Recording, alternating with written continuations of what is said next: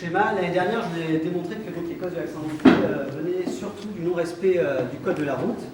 Donc cette année 2018, nous avons, comme annoncé l'année dernière, forcé le trait sur l'action répressive de l'unité en position. Et donc nous nous sommes concentrés sur des opérations permettant de relever des infractions graves génératrices d'accidents. Donc c'est à la fois des refus de priorité, les refus d'obtempérer, les dépassements avec un comportement dangereux, les téléphones. Bref, sur tous ces éléments, on a accentué notre effort et nous sommes en hausse sur le relevé des infractions. Concernant les vitesses même, nous avons continué notre action. Ce qu'il faut savoir, c'est que si on regarde par rapport à l'année dernière, nous sommes en légère baisse. On a un peu le pied, on va dire, à partir de la loi sur les 80 km/h pour laisser le temps aux usagers de la route de s'y habituer. Par contre, on a réalisé des opérations sur les hautes vitesses, c'est-à-dire surtout des infractions de vitesse au-delà de 40-50 km/h, où là aussi on a été performant en mettant en place des opérations notamment départementales. Concernant les accidents de la route, c'est réparti sur tout le territoire. Voilà, il n'y a pas un lieu en particulier. Ce qu'on peut en déduire cette année, donc évidemment il y a eu moins d'accidents corporels.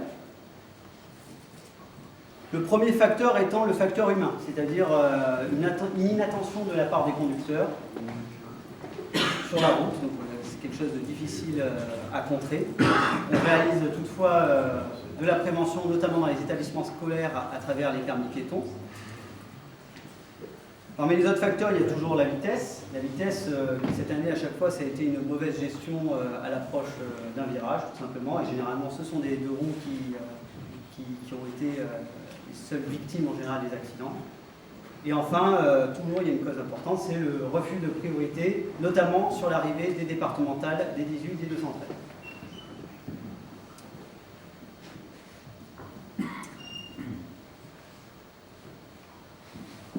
Dans quelques autres domaines d'activité, cette année, nous avons une légère baisse concernant nos interventions.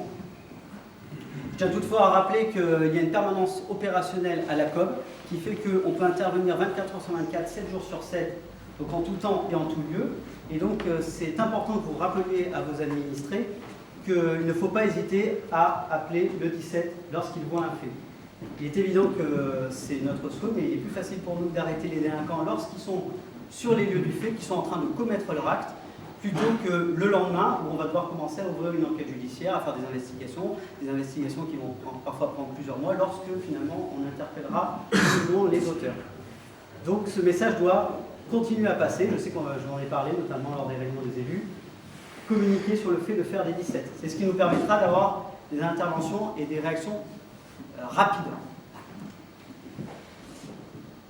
Donc cette année, on a aussi augmenté le nombre d'opérations avec des résultats positifs.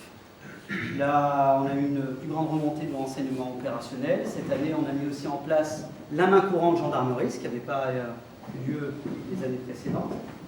Donc c'est quelque chose qui, pour nous, forcément, nous génère du travail, mais est quelque chose de positif parce que les mains courantes, en fait, représentent des signaux faibles sur notre territoire.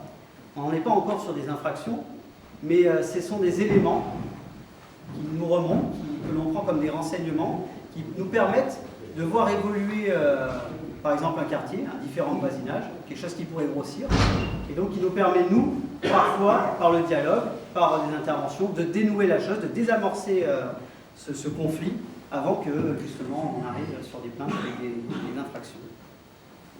Comme je vous dis, au niveau de l'activité, donc une très forte activité de la part des militaires sur les missions de prévention de proximité, les patrouilles, bref, des missions sur le terrain, à l'extérieur, avec vous.